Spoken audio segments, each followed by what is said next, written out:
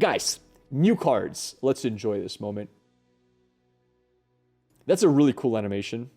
Now, as for how good this card is, so I just looked at the cards before I started the stream. I know what the cards are. I haven't given it much thought. The University of Piltover.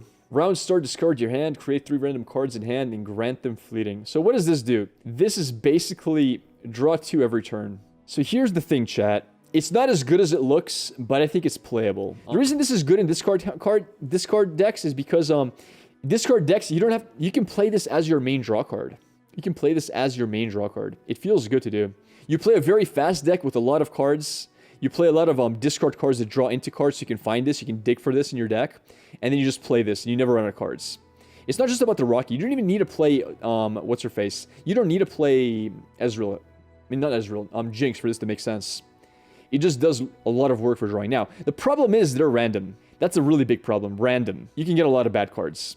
Second problem is every card you put in your deck for a reason, all of a sudden, can no longer be played. If you're playing a Jinx deck, you draw this, you haven't drawn Jinx, realize you're never going to get to play Jinx if this is on the board. You can't play Jinx anymore. So Jinx has to be on board. And if you lose your Jinx, you have no more Jinxes if this doesn't die. So this is literally a problem. It makes the rest of your deck invalid. You can't counter anything in your deck. No champions, no nothing. It's just a card advantage card. Now, this might be okay for something like, let's say, maybe you want to play this in a deck that runs Catastrophe, right? Because they're random cards. You still draw. Yeah, but you discard. Oh, wow. Oh, round start. Wait, do you draw before you discard or not? That's what it depends on. You draw after you discard? Okay, then it's really good. Then it's really good. If you discard, then draw, it's an amazing card. If you discard the card that's drawn at the start of the round, it depends what happens first. Then it's a lot better. Because then you have 4 cards every round. Let's see how it looks. We can look at the animation. There was an animation, actually. We didn't see if there was a draw or not. So, end of turn, right? He has no cards in hand. He generated 3 cards at the start of the turn. It doesn't show you. Round 7. Did he already draw or not? Why can't you show me a longer animation? Okay, so the draw hasn't happened yet. The draw has not happened yet, guaranteed, because this is just switching over. Discards the 2 cards. So I'm assuming he's still going to draw a card here. Let's look at this guy's hand. Yeah, the draw phase hasn't happened. So it's create 3 cards and you draw 1 card over that. So this is not going to give you Rocket. This actually makes Rocket almost unusable. Because now you're gonna have 4 cards every turn. Still gives you Rocket. It shouldn't give you Rocket. I don't think it does. Because then you would get Rocket every turn before your draw phase if you had 0 cards. Your hand empties. Yeah, well, what if when you play with Jinx and you start the round with an empty hand, you don't get Rocket. It does. I mean, if it does, it's pretty good with Jinx. It's pretty good then. I'll give you that. Okay, interesting. Maybe it does. Maybe you're right. Maybe you're right. I like the card. I think the card's pretty strong. I think it's really strong then, if you're not discarding your top deck. It's a great card. It's a great card. It's a bit expensive to play on 5, but it's one of those top deck cards that's just going to get a lot of value. So much value. I like it a lot. Definitely pretty good with Jinx. I like it. I just like it in overall. Yeah, pretty cool. I don't know how to... I need to feel it out to see how good of the cards that it generates are. So, card number 2. Patched Poro. Patched Robot, sorry. While in hand, I have a random keyword that changes each round. When I'm summoned, grant me this keyword. It's a Poro. How good is it? It's above average in terms of stats. I mean, it's a 2/3 for 2 that actually has a keyword. It's not that great, though. Like, you're only playing this in Poro decks. It's an amazing Poro. I have to disagree. I don't think it's that amazing. Very good. It's really good. Like, you're never playing this in non-Poro decks. It's good for Poro decks, right? It'll get nerfed? I don't think so. You think it's OP? I mean, okay, let's compare this to other... Okay, so it really depends on what the keywords could possibly be, okay? What are keywords? What is a keyword? It's like lifesteal and stuff, right? Is those things. Fearsome Fury, yeah, those things. Okay, it's not that amazing. Like, compare this to other 2-drops. Better. Like, what is worse than that? Show me a tier 1 card that's used in decks that's worse. You have to compare to P and Z. Kimpunk is, by default, a better card. All of these are situational. This is better in aggro. This is... Yeah. So, yeah, that's what I'm saying. It's a Poro card, guys. In Poro decks, it'll see play. Probably if you're playing P and Z Poro. In non-Poro decks, I don't think it sees play. Just give it one Poro snack and it's busted.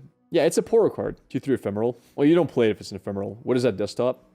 What about it? You like the Hunter? I can show it to you guys if you want. Oh, yeah, I can't minimize this though, unfortunately. Oh wait, I can show it to you now. There it is. I have a Hunter there. I think it's pretty cool. It's an animated desktop. The Hunter just, he chills. He enjoys life. Face in the middle. You're in the way. Oh no, dude. Was I in the way, chat? Move my face. How do I make that happen again? There we go. Now you guys can see. You see? That's not bad, right? That's pretty cool. I like it. All right. Spooky, yeah. It's a Pokemon. I'm a Pokemon fan. All right. So it's a Poro card. This is a token. When I first saw this, guys, do you know what my first thoughts were when I first saw this card? A 1/1 ephemeral 3 cost.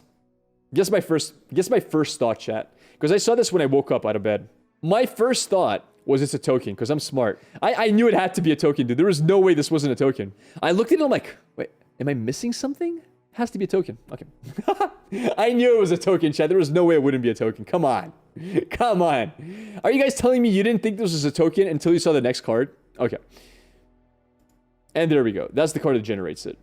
So, Trevor Snooze Bottom. Create an attacking Mumble Sprite with the supported ally stats. It's, how good is this card? This is a swim card. I feel like this is a swim card. It gives a lot of elusive power. I mean, it looks fun. You play this with Dehu Endure and it's like, wait, what the hell just happened? But something like that could work, maybe. I don't know. I don't know who you play this with. You play this with high stat units. It's decent. It's decent. I mean, I'm sure there's some decks that be built around. I'm not super excited about the card, though. And it's Ionia, right? Ionia doesn't have super high stat units with Hecarim. What does that do, though? Darius? That could be cool with Darius, but does Darius really run with Ionia? And does Darius want to run this as a 3-drop? Like, this is not a smork card. This is a finisher card. I don't know. Yeah, but it's elusive, so it doesn't matter if it doesn't have Overwhelm. It gives elusive to a 10-something. It's pretty strong. Pretty cool. It's a cool concept. And then we have the only card I'm really excited for, Nopeify. I am super excited for this card. I don't care about what you guys think. I think this card is going to be fun. I have always been a huge fan of very, what is it called, responsive decks. Decks that just sit back, relax, and just deny your opponent's game plan by Make It Rain. Yeah, it's really good versus a lot of meta cards early. What does it stop? It depends what kind of deck you build, right? But most spells that are really good are 3 and under anyway. Like, let's have a look here. Let's have a look at all spells in the game. So what does it not stop is a better question. What doesn't it stop? That's actually significant in the meta. Ruination, but you don't care about that. Harrowing, same thing, you don't care about that. What Vengeance? Yeah, stuff like that. But those are not super important cards that you need to stop. What it does stop, though, is some Thermo Beams, Ravenous Flock. Important ones you want to stop. Glimpse is really important. Glimpse is super big to stop. Parley's not a big one. It's definitely not, but Glimpse is super big to stop. Denying 2-draw for 2 mana is amazing. Other things, Hunted Relic is meh, just in some decks. Mystic Shot's a huge one to stop. Make It Rain is a huge one to stop. Retreat's a pretty big one to stop. Single Combat is gigantic. Single Combat is actually insane. Yeah, this is great, man. This is great. It stops a lot of important cards. Now, if it stopped 4-cost cards, it would be the best card in the game because there's so many good ones like Concussive Palm, Denies, Tri-Beam. I'm really happy it doesn't stop 4-cost cards because that would be oppressive. Zenith Blade, yes. Zenith indeed. Yeah, you guys see the potential here. It's really good versus aggro decks because aggro decks do run low-cost cards, spells. They do run Make It Rains. They do run like Vile Feasts and Glimpses. They do run Death's Hand, for example. It stops Rally as well. That's super insane.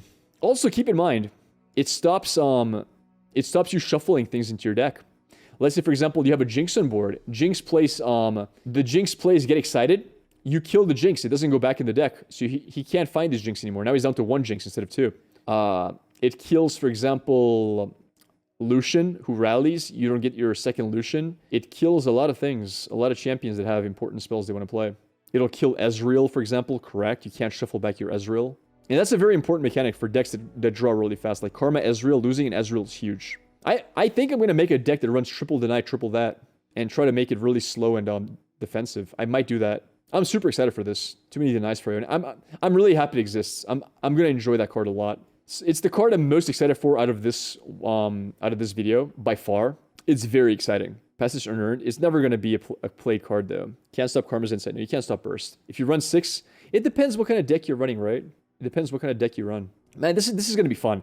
I'm not excited for any of those cards, but this one is exciting. This one is exciting. It stops the card that destroys landmarks. Yes, that's a good one too. That's a good point. Man, this is a lot of fun. I like Nopeify a lot. It's not an oppressive card like Hush is, because so the reason this card is really good and the 3-cost card is really trash. Do you guys know why? The 3-cost card can kill 7-cost cards. The 2-cost card can only kill 3-cost cards. It's okay. It's in a healthy place. I like it a lot.